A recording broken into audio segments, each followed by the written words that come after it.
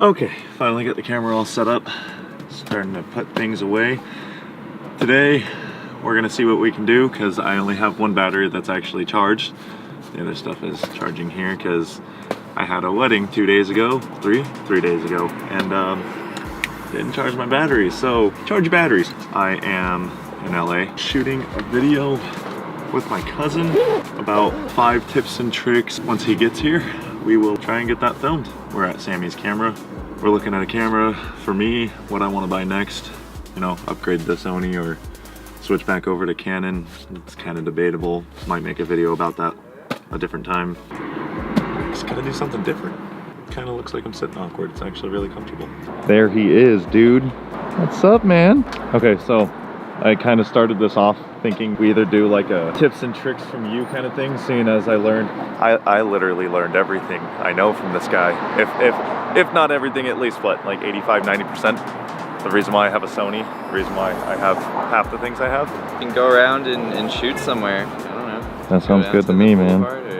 And then go into there. I'm Check so out what excited. these fine fellas have for us today. I'm so excited for this. After Christmas sales. Yeah, after Christmas sales. Do you have an extra battery?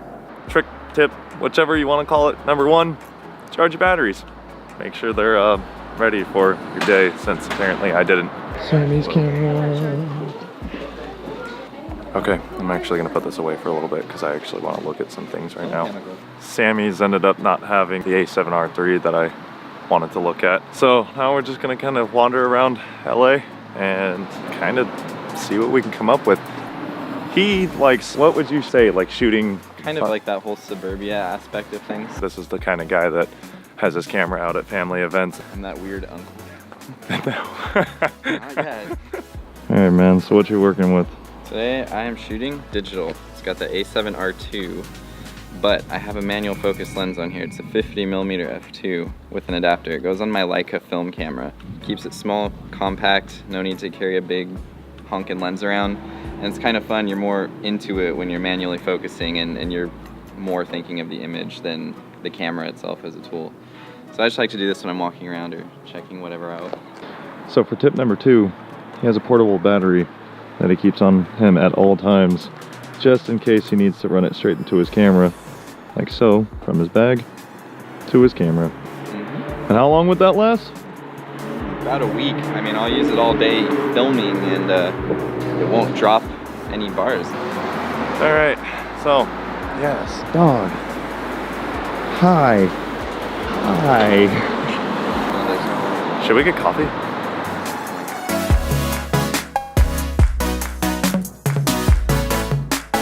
That's what I was afraid of.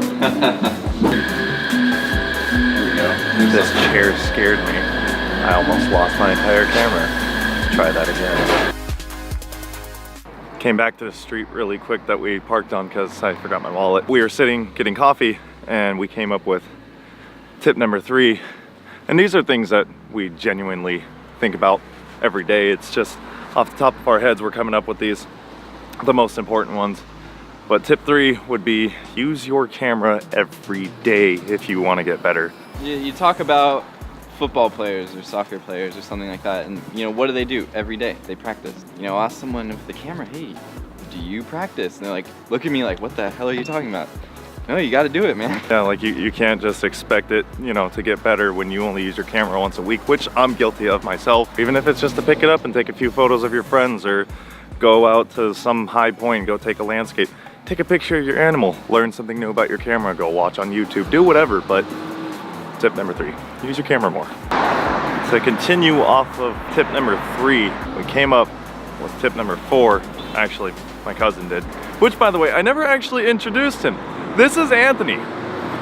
Say hi, Anthony. What's up? All right, this guy, he helped me build my site, he helped me do like, it's not even just learning the camera, it's like learning the business and everything else and actually putting myself out there. He's got a site which I can either just like bing, maybe it'll make its own noise, who knows, actually in the video, or I'll put it in the description, or do both. He used to shoot a bunch of different skateboarding videos, you know, for his friends, to a point where he actually made a film that took almost 4 years or almost 3? 3 years? So it took about 3 years, which if I can get some clips from it, I'll roll them right here.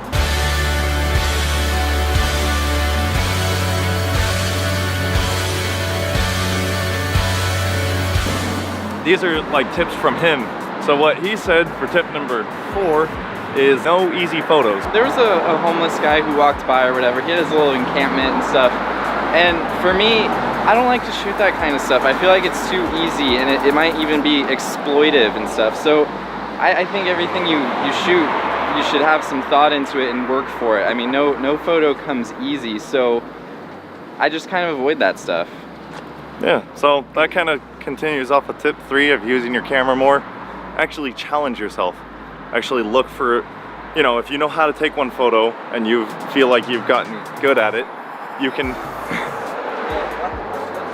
Oh, we're just doing vlogs. It's for YouTube. So I can Yeah, do you're something. welcome. Go for it. Oh man, I love this. This is my favorite thing. Back to what we were saying. Challenge yourself. Don't take the same photo over and over again. Again, it's another thing I'm guilty of. You kind of get used to doing the same thing and you kind of catch yourself in a repetitive cycle. Yeah. For me, shooting skateboarding, it was easy as take your fisheye, grab a flash, sit at the bottom of a dirty stair set there, and you're just gonna come up with a good skateboard image, but it just becomes so cookie cutter and, you know, it gets boring. So whatever genre you shoot a lot of, just you gotta try and challenge yourself a little bit there and step out of that comfort zone and try something different. By the way, those guys are cool. He was like, "What's this for?" It's just vlogging, man. Looks super important, which vlogging is pretty cool and it's an outlet, but it's just for YouTube. Sometimes if you see a setting, waiting for that one thing, like someone to walk by or whatever it may be, it's worth camping out, I think.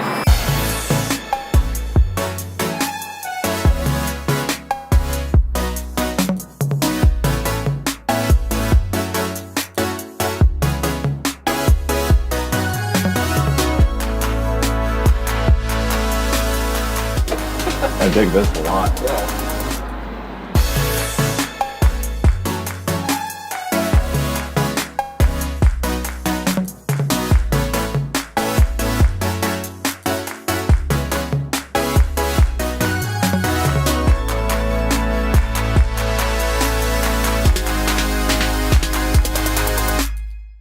Is that what? That is what I look like. Here you go, dude.